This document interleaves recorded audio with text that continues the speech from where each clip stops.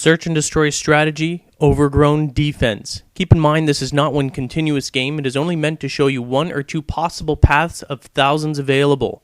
The same path is shown to show you possible variations that you may encounter.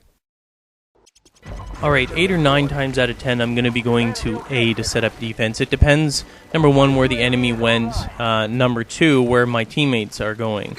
If there's, a ton of them coming here, then usually I won't come here, but I just wanted to show you the defensive setup. Alright, so this first one here, I'm just going to quickly pause it here. The first claymore that I'm going to set here is kind of an important one. Obviously, if they're going to plant, usually they want to clear upstairs because they know usually someone will be up there looking down on them. So this first claymore, and usually it'll get you a kill. You want to place it back sort of slightly behind that bookshelf. Number 1, because it's harder for them to see, even if they're creeping around that corner.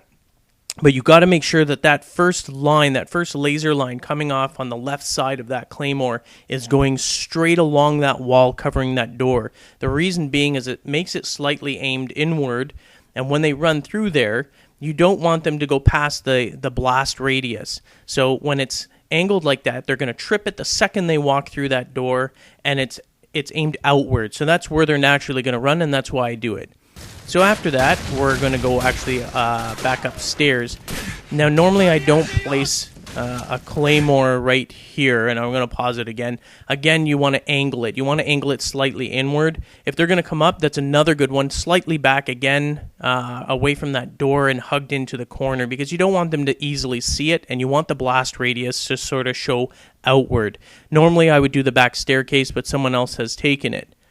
Now, once we're done with this claymore, since there's a few players already at A, and I've got my defenses up there, I feel secure enough to go over B and help. And now when I'm heading across here, number 1, I see that dude coming out, so I stay down, wait for him to come across.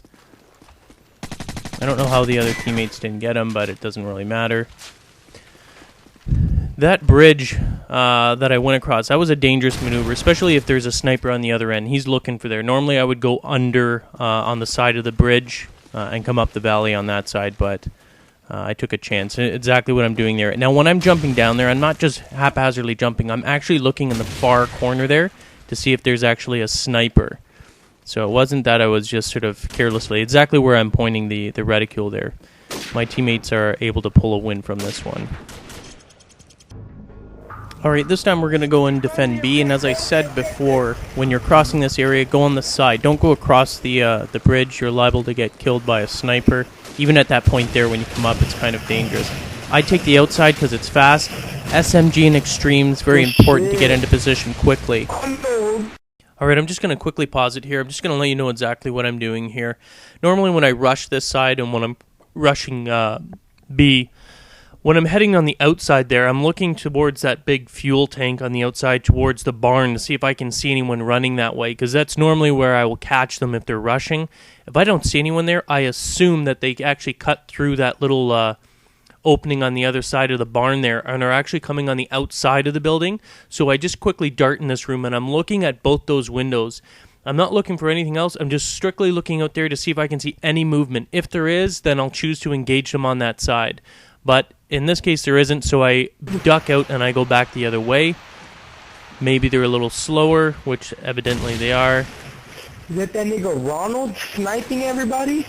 And we see that guy running down there. Take some hits, he's injured. Pull out the handgun. Remember, don't bother reloading. If you've actually hit him a few times, pull out the handgun and finish him off if he's injured.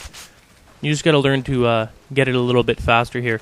Now everyone knows this trick here where you sort of hop up on the wall. It's effective when you're trying to nab enemy players that are staying up in this house here on the second floor, which this guy is. And obviously he's not aware of that trick.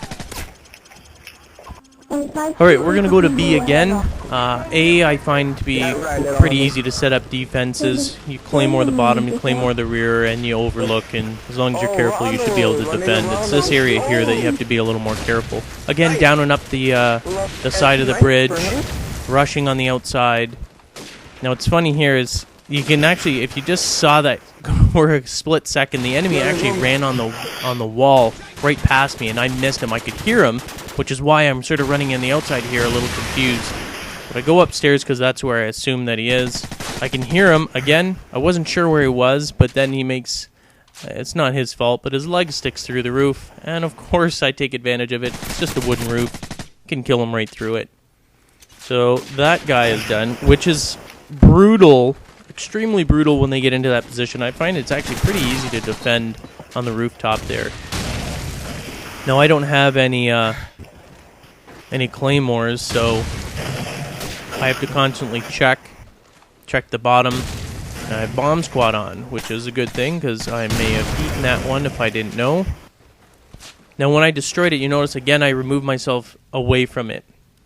What I'm doing here is actually not the greatest. You can see I'm concentrating way too much on just that opening there. I assume that's where they are, which they kind of are, but it doesn't matter. I mean, I leave my flank open huge. I should be checking back and forth. So now we're going to go back in there because it seems that that's where the last guy is.